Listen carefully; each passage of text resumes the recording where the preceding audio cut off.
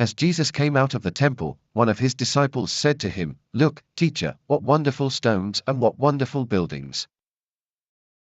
Jesus said to him, "Do you see these great buildings?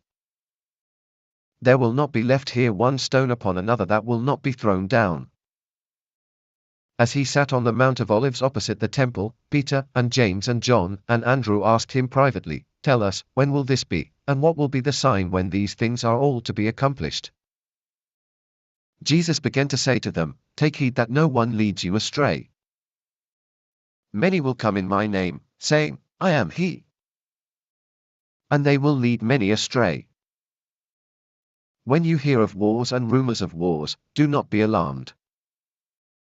This must take place, but the end is not yet. For nation will rise against nation and kingdom against kingdom. There will be earthquakes in various places and famines. This is but the beginning of the birth pangs. Take heed to yourselves.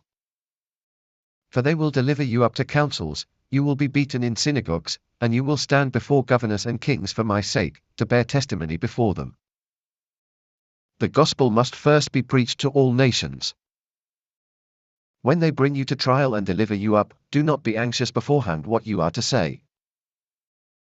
But say whatever is given you in that hour. For it is not you who speak, but the Holy Spirit. Brother will deliver up brother to death, the father his child, and children will rise against parents and have them put to death. You will be hated by all for my name's sake. But he who endures to the end will be saved. But when you see the desolating sacrilege set up where it ought not to be, let the reader understand, then let those who are in Judea flee to the mountains. Let those on the housetop not go down, nor enter their house, to take anything away. Let those in the field not turn back to take a mantle. Alas for those who are with child and for those who give suck in those days. Pray that it may not happen in winter. For in those days there will be such tribulation as has not been from the beginning of the creation which God created until now and never will be. If the Lord had not shortened the days, no human being would be saved. But for the sake of the elect, whom he chose, he shortened the days. Then if anyone says to you, "Look, here is the Christ," or "Look, there he is," do not believe it. False Christs and false prophets will arise and show signs and wonders, to lead astray, if possible, the elect. But take heed.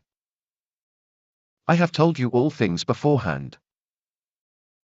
But in those days, after that tribulation, the sun will be darkened, the moon will not give its light, the stars will be falling from heaven, and the powers in the heavens will be shaken.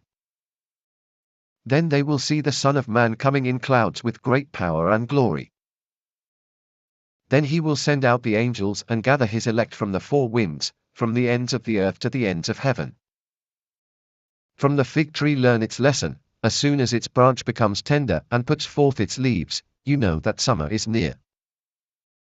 So also, when you see these things taking place, you know that he is near, at the very gates. Truly, I say to you, this generation will not pass away before all these things take place. Heaven and earth will pass away, but my words will not pass away. But of that day or that hour no one knows, not even the angels in heaven, nor the Son, but only the Father. Take heed, watch, for you do not know when the time will come.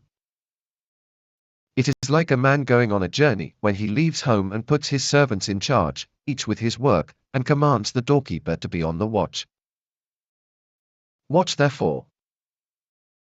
For you do not know when the master of the house will come, in the evening, or at midnight, or at cockcrow, or in the morning. Else he comes suddenly and find you asleep. What I say to you I say to all. Watch.